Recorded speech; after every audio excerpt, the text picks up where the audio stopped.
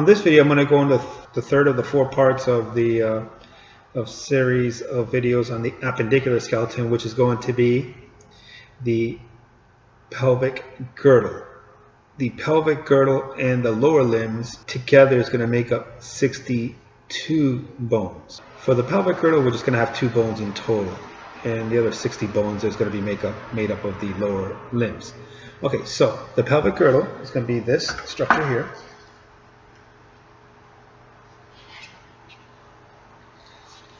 From here up is going to be the false pelvis, which is the greater pelvis. So the false pelvis is going to be from this pelvic rim here up. And then from here down is going to be the true or lesser pelvis. So the false or greater pelvis and true or lesser pelvis is in the bottom. This part that goes inside here from the top, that's the pelvic inlet. And the part that's coming out here from the bottom is the pelvic outlet. Which eventually for girls, that's where the baby is going to come out of, in the pelvic outlet. So false, true, pelvis, pelvic inlet, pelvic outlet. Okay, so let's look at this pelvic girdle, individual pelvic bone, okay, or an os coxa, which is this one. So let's name all the components of this pelvic bone. So here up, this is going to be called the ilium, part of the false pelvis.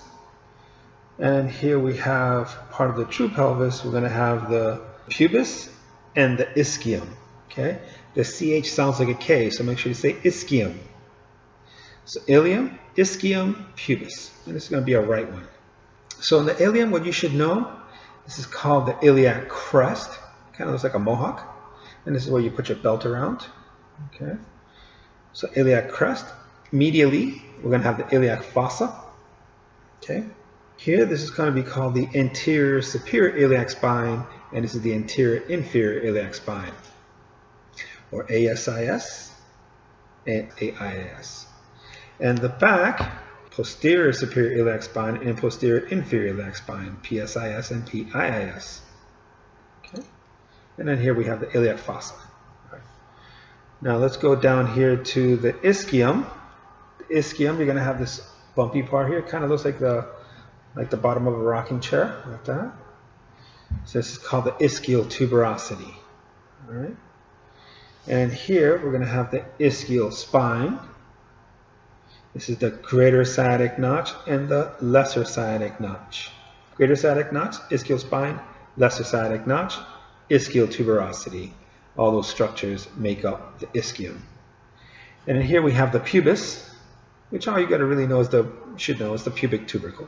Okay, pubic tubercle. Now there's going to be 2 other structures that have 2 or more of these 3 major bones of the pelvic bone. This is called the obturator foramen, and the obturator foramen is made up of the pubic bone and the ischium. And here we have the acetabulum. Acetabulum is what connects to the head of the femur. And that's going to have a neighboring of all 3 of the bones. We're going to have the ilium, the ischium, and the pubis. Okay, so that's pretty much the pelvic bone, or the os coxa. Kind of looks like this together. This is the right side. All right, so that's pretty much it. So that's the pelvic bone, the pelvic girdle. Okay, that's going to be the third of our 4 parts of the appendicular skeleton. There's 2 of them, 1 on each side.